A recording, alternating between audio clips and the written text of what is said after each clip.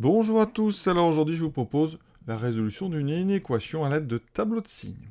Donc ici, vous voyez, le membre de gauche se présente sous la forme d'une somme de deux, ce qu'on appelle deux fonctions rationnelles, c'est-à-dire vous avez ici un quotient avec au dénominateur des x.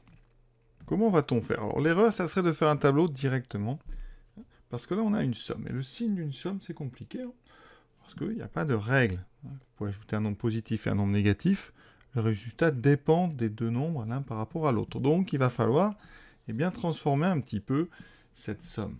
Donc comment est-ce qu'on transforme une somme comme ça? On n'a pas tant de choix que ça. On a la mise au même dénominateur. Alors c'est quelque chose que les élèves n'aiment pas trop parce qu'il y a des quotients avec des x. Mais la règle, on l'a déjà vu plein de fois, c'est la même que si on avait des fractions classiques. Si vous avez a sur b plus c sur d, pour mettre au même dénominateur, comment fait-on? On multiplie la première fraction par le deuxième dénominateur, donc on fait a fois d, b fois d, et la deuxième par le premier dénominateur, donc on multiplie c fois b, d fois b. Vous voyez que là, en faisant ça, vous avez comme dénominateur bd, parce que bd et db, c'est la même chose. Donc ici, on a bien un dénominateur commun, on peut ajouter, on aura bd, et en haut, on aura ad plus cb. Donc en haut, vous allez trouver un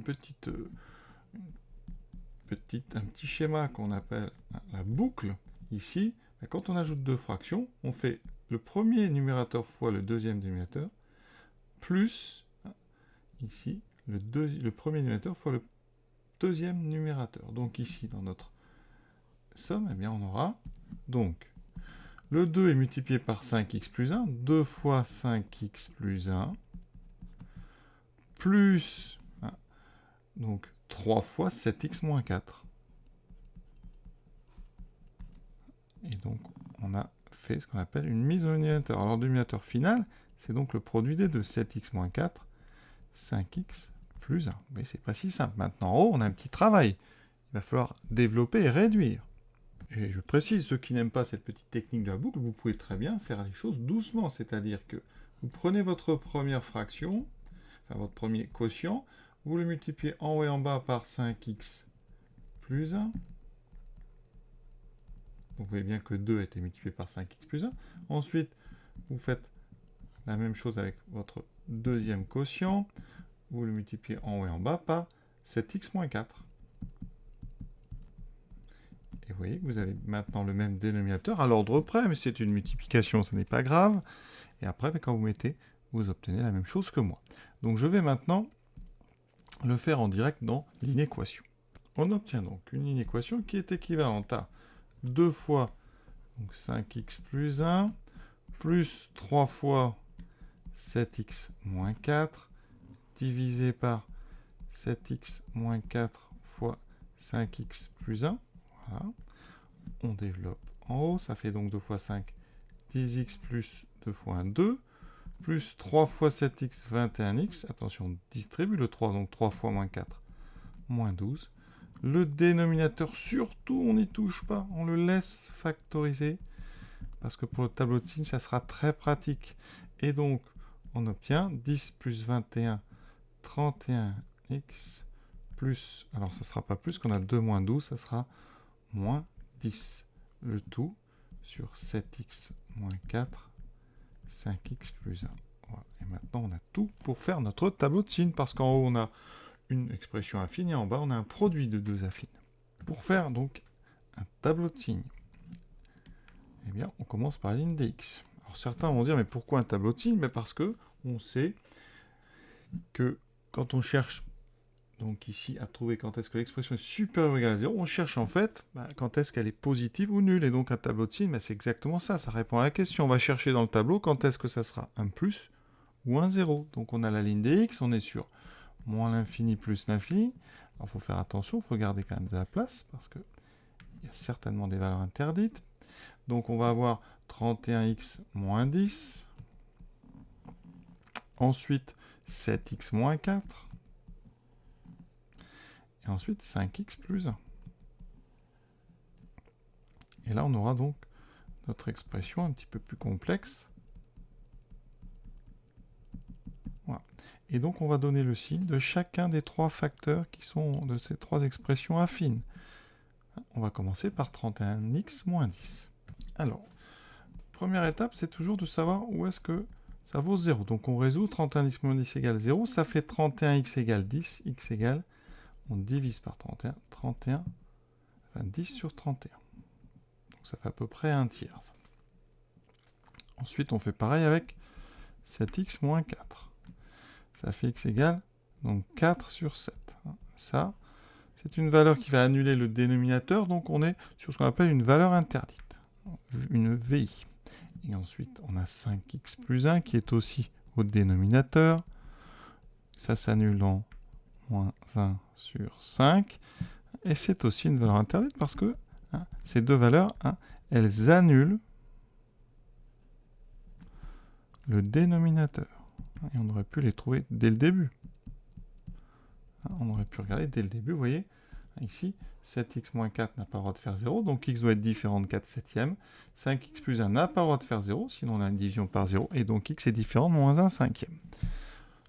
Alors, ça veut dire que maintenant on va placer ça dans notre tableau. Alors, quelle est la plus petite? Il y en a une qui est négative.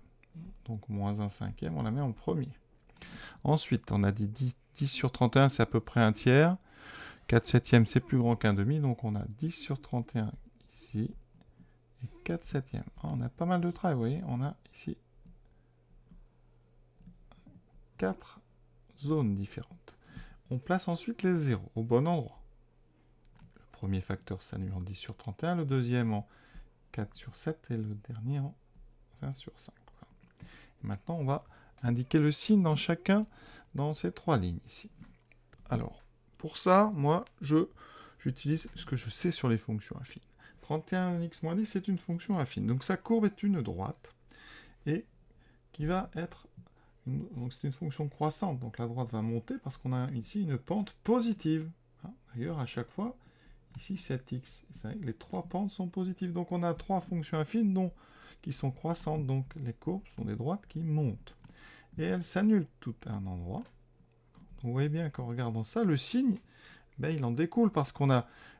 Donc ici, forcément, des valeurs plus petites que 0. Et là, quand on monte, des valeurs plus grandes. Donc à chaque fois, on a un signe moins 0, plus, donc moins avant le 0, et plus après le 0. Alors, il y a d'autres façons de régler ces signes, avec des phrases. Certains ont appris du signe de la pente après le 0.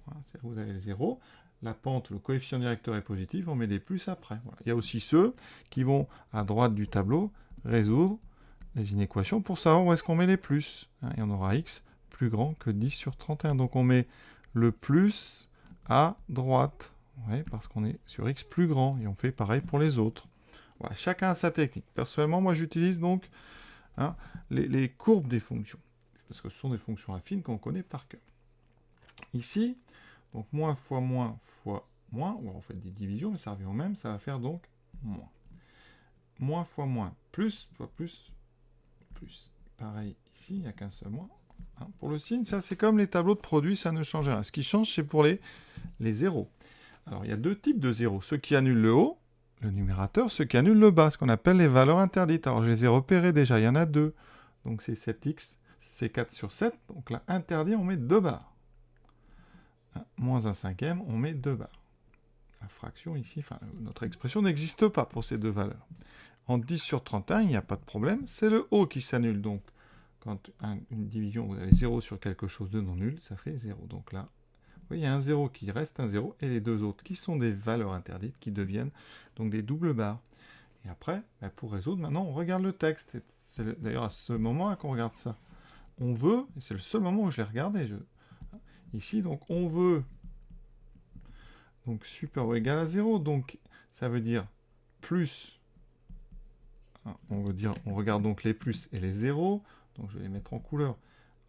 Ça m'intéresse. Ça m'intéresse. Et ça m'intéresse. Le reste ne m'intéresse pas. Donc je n'ai plus qu'à répondre à quoi ça correspond. S égale. Alors, ici on est entre moins 1 cinquième et 10 sur 31. D'accord? En moins 1 cinquième, c'est une valeur interdite. On doit la dégager. En 10 sur 31, ça vaut 0, donc ça m'intéresse, puisque j'ai supérieur ou égal à 0. Et j'ai une deuxième zone, donc union, et de 4 septièmes à plus l'infini. Alors, plus l'infini, c'est ouvert par définition, vous n'avez pas le choix. Et en 4 septièmes, qu'est-ce qui se passe? On a une valeur interdite, ça ne peut pas être solution. On l'exclut, donc on ouvre le crochet vers l'extérieur. Donc on exclut 4 septièmes, on exclut moins 1 cinquième. Ces deux valeurs, donc, là, sont exclues parce que ce sont des valeurs interdites. Et donc l'exercice ici est terminé. Alors cet exercice qui est classique, quand on sait faire après, c'est assez... Alors, ça roule, on va dire, il n'y a pas de gros pièges, mais il y a quand même pas mal de choses à avoir bien maîtrisé, à avoir bien compris. C'est qu'un élève qui sait faire ça, globalement, a vraiment bien compris le chapitre sur les tableaux de signes. C'est d'abord, première chose, mise au même dénominateur, ne pas faire un tableau quand on a une somme, ça c'est la règle numéro 1. Ensuite, règle numéro 2, bien gérer le signe de toutes nos expressions affines. Et ensuite, point numéro 3, important, la règle des valeurs interdites ou des zéros. Ça c'est bien de faire la différence tout de suite, de ne pas mélanger. Voilà. Je vous souhaite une bonne fin de journée à tous, à bientôt.